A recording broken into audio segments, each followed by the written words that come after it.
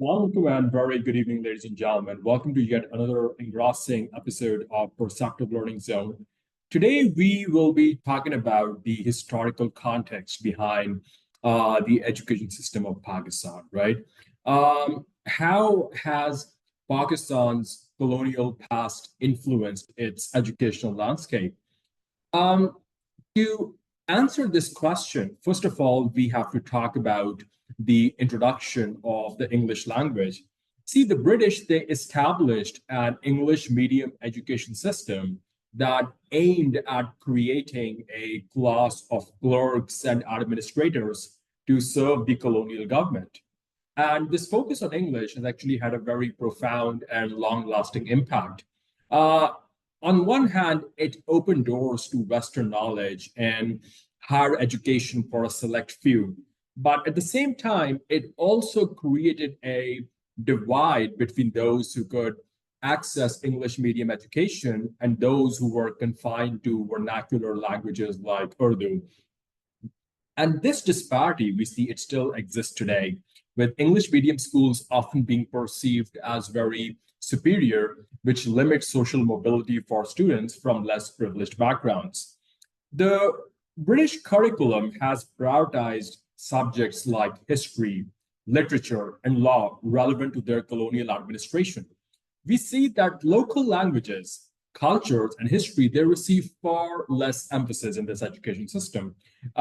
This Eurocentric approach, right, it continues to be a hot debate. Now, some argue for a more balanced curriculum that incorporates Pakistan's rich heritage, whereas others acknowledge the value of exposure to global knowledge systems. The ongoing implementation of the SNC, which stands for the Single National Curriculum, it sort of grapples with this tension and it aims to strike a balance between national identity and international competitiveness. The British, I feel like they've established a centralized, a hierarchical education system with limited access to higher education. And this structure sadly largely remains in place today, with government-run schools often facing resource constraints, whereas private schools, they offer a perceived better quality education.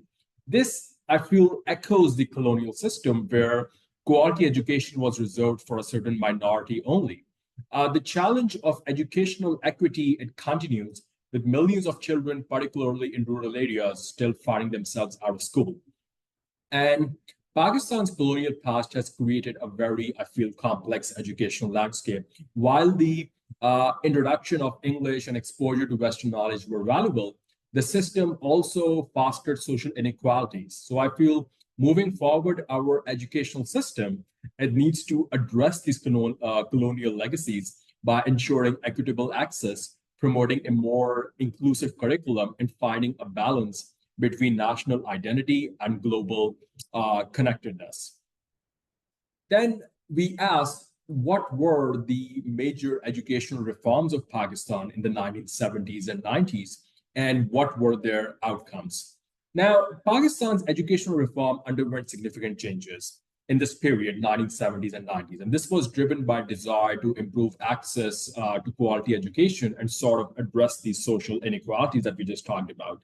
The National Education Policy 1972, it aimed for a radical transformation by making primary education compulsory and free for all children up till grade 8. It emphasized science and technology education to equip students for a more modern, compatible workforce.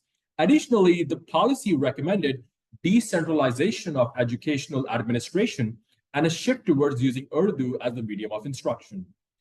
This policy did lead, on the bright side, this policy did lead to a surge and increase in the enrollment rates, particularly at the primary level. However, that being said and done, achieving universal primary education remained elusive for a lot of people. And many schools, they lacked resources to deliver quality science education. Decentralization efforts faced bureaucratic hurdles, and the shift to Urdu as a medium of instruction was slow and met with resistance from some elite segments of the society. Um, the educational sector reforms in 1992 policy, they sort of aimed to address the shortcomings of the 1970s reforms. It focused on improving the quality of education through teacher training, curriculum revision, as well as standardized testing. Additionally, it emphasized expanding access to secondary education and promoting girls' education. Teacher training programs, they did lead to some improvement in qualifications, but the impact on teaching quality was mixed. Curriculum revisions, they aimed at promoting critical thinking and problem-solving skills were met with challenges due to inadequate teacher training as well as outdated textbooks that weren't revised in ages. While girls' enrollments, the rate of girls' enrollment did see a quantum leap for the better. However, a significant gender gap in education persisted and sadly still persists up till today.